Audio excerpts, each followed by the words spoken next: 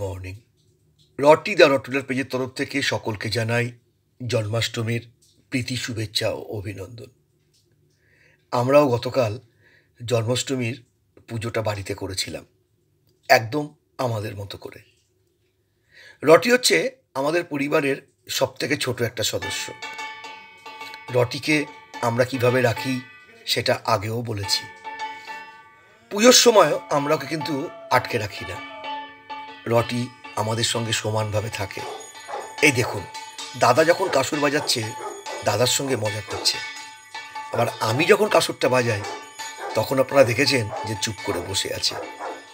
এই হচ্ছে আমার ঠাকুর ঘর, এই আমাদের গোপাল ঠাকুর, লোকনাথ বাবা, এই নিয়েই আমরা বেশ আছি।